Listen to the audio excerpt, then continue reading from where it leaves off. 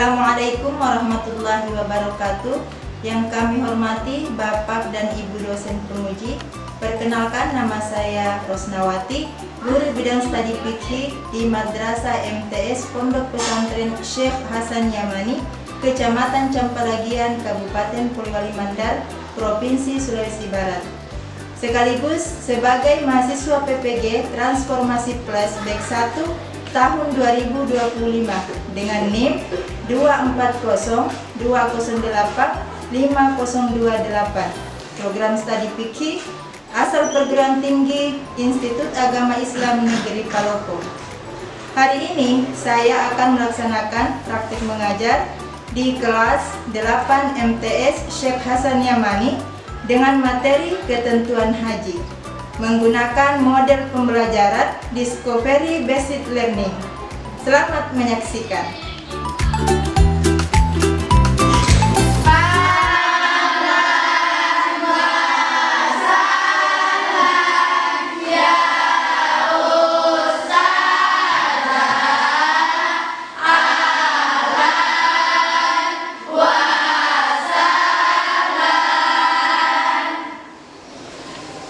Assalamualaikum warahmatullahi wabarakatuh. Waalaikumsalam warahmatullahi wabarakatuh. Halo kenal. Alhamdulillah innana bil khair wa antunna. Alhamdulillah. Apa pelajarannya sekarang, anak-anak? Ya, sebelum kita lanjut ke materi, kita perhatikan dulu semua apa pakaiannya sudah rapi. Nah, sudah rapi ya. Nah, kelasnya apa sudah bersih? Sudah bersih. Ya, sekarang Ibu akan mengabsen terlebih dahulu. Ya. Nah, sekarang didengar namanya ya. Gaisa Zahra Ulia, Suci Ramadhani, Fitri Ayu Anita. Kita lanjut karena ini ada beberapa temannya yang sakit. Nah, maka kita bersama-sama mendoakan temannya yang lagi sakit. Semoga Allah mengangkat penyakitnya. Al-Fatihah. Bismillahirrahmanirrahim. Alhamdulillahirabbil alamin arrahmanirrahim maliki yaumiddin ghairil maghdubi alaihim waladdallin. Selanjutnya mari kita sama-sama membaca doa belajar. Bismillahirrahmanirrahim. Raditu billahi rabba wa bil islami dina wa bi Muhammadin nabiyyan wa rasula. Rabbi zidna ilman warzuqna fahman. Amin. Ya, sebagai warga negara Indonesia, maka hari ini kita akan menyanyikan salah satu lagu nasional, yaitu Garuda Pancasila. Dimohon kepada seluruh murid-murid untuk berdiri menyanyi bersama. Garuda Pancasila, akulah pendukungmu. Patriot proklamasi, sedia berkorban untukmu. Pancasila dasar negara, rakyat adil makmur sentosa, pribadi bangsaku. Ayo maju, maju, ayo maju, maju, ayo maju, maju. Ya, silakan duduk. Sebelum kita masuk ke materi, Ustazah akan bertanya tentang masalah haji terlebih dahulu.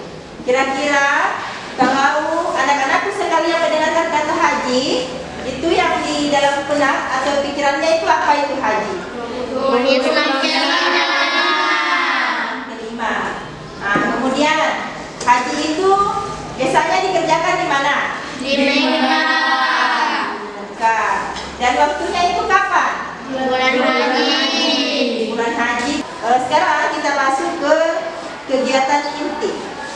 Sebelumnya, Ibu akan menjelaskan dulu apa sebenarnya tujuan pembelajaran kita pada hari ini, ya.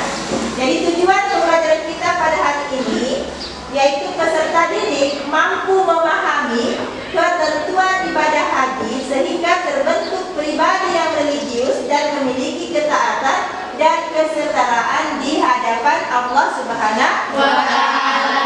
Pertama adalah pengertian haji. Nah, pengertian haji ini ada dua pengertian. Satu menurut bahasa dan yang satunya menurut istilah. Kalau menurut bahasa, apa haji itu apa? Al-Qasdu. Al-Qasdu itu artinya sedangkan menurut istilah adalah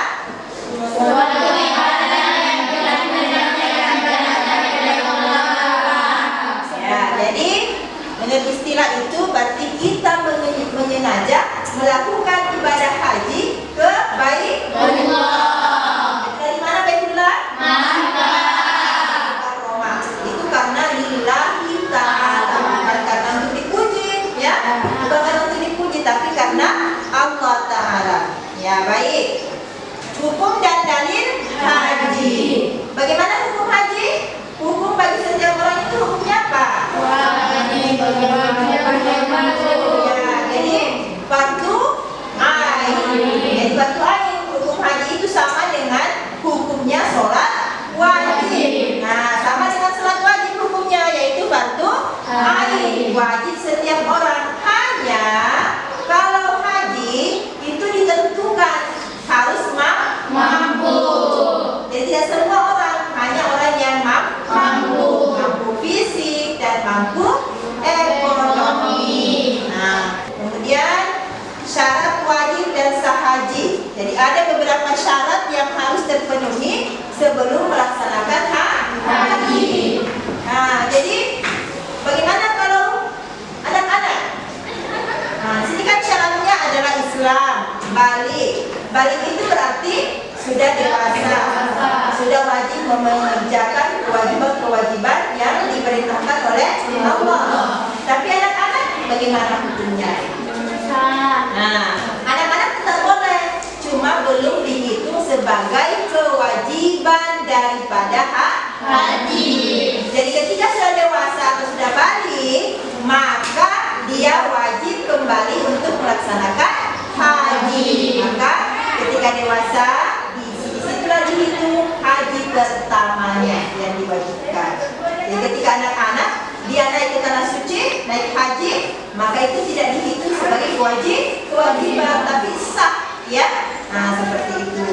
Sekarang tugasnya anak-anak, kalian berdiskusi. Saya bagi kelompok menjadi 3 kelompok.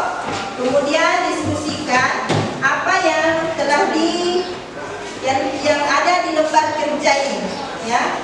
Nah, ini nanti diskusikan, setelah itu dipresentasikan, ya. Nah, ini untuk kelompok 3 dicatat materinya. Nah, ini lembar tugasnya dikerja di sini, ya. Tulis nama kelompoknya, nanti setelah itu dipresentasikan.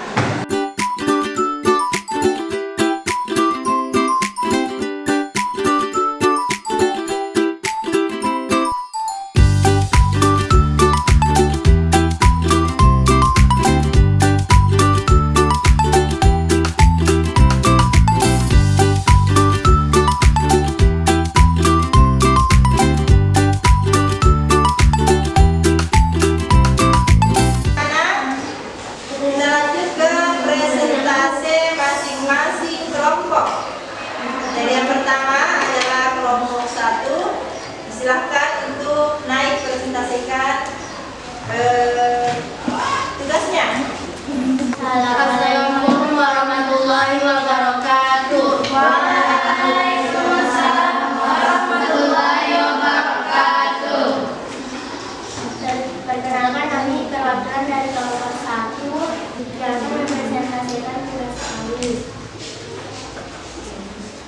Pertanyaan pertama yaitu, sebelum Nabi Muhammad SAW praktik ibadah haji sudah dijalankan oleh Nabi Ibrahim dan umatnya.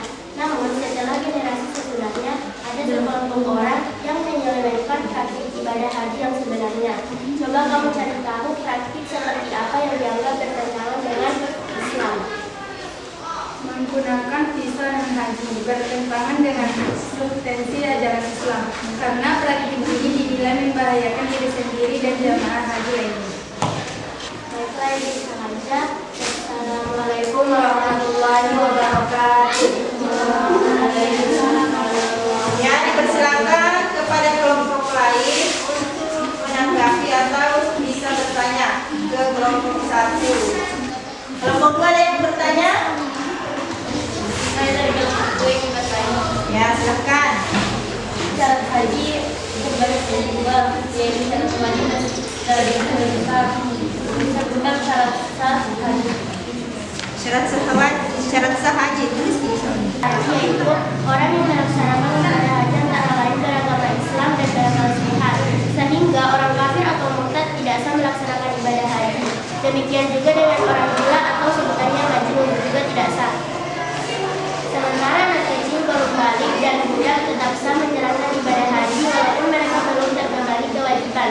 Akan tetapi haji mereka belum dihitung sebagai pemenuhan kewajiban haji sekali seumur hidup. Ketika mereka sudah balik atau merdeka, bukan budak, dan telah memenuhi syarat wajib haji lainnya, maka mereka wajib menunaikannya. Ya, kasih aplaus dulu. Dan selanjutnya dipersilakan untuk kelompok 2.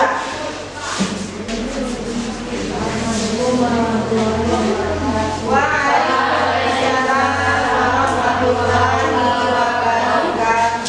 Kami dari kelompok 2 akan menyelesaikan tugas dan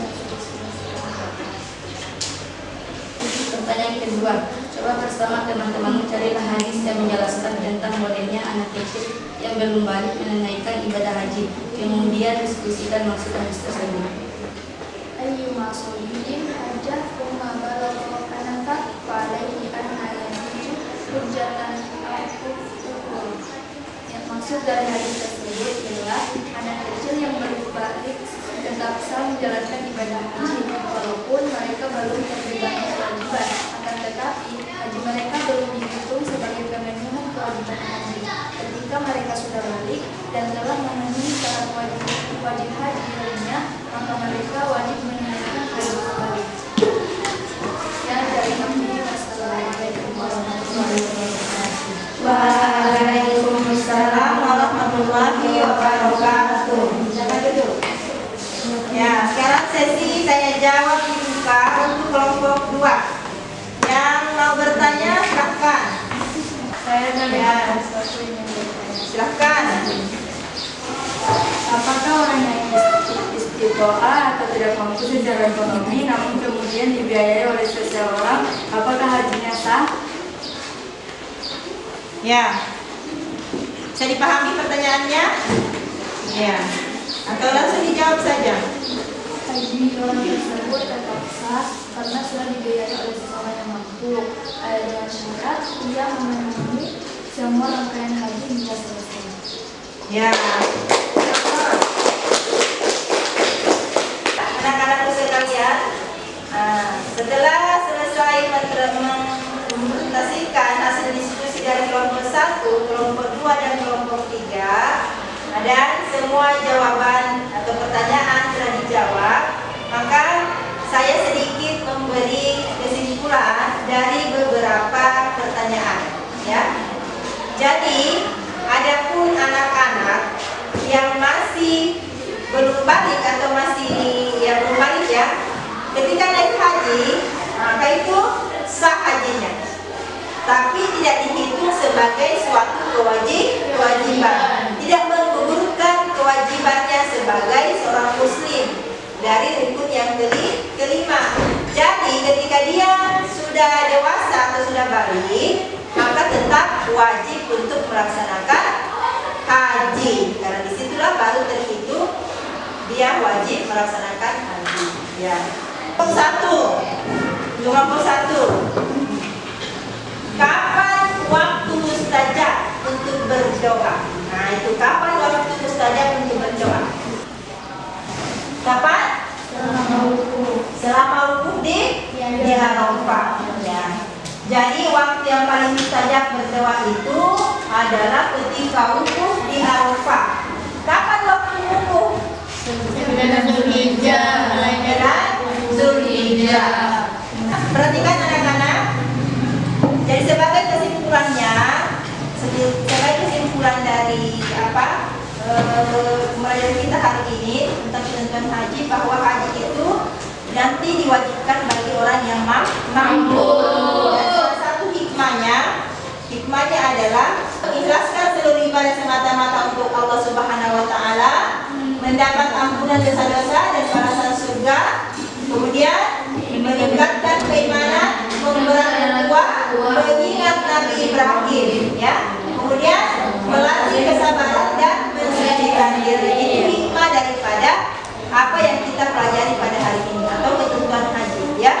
Nah, kemudian setelah kita melakukan refleksi, maka marilah kita menutup pembelajaran hari ini dengan bersama-sama membaca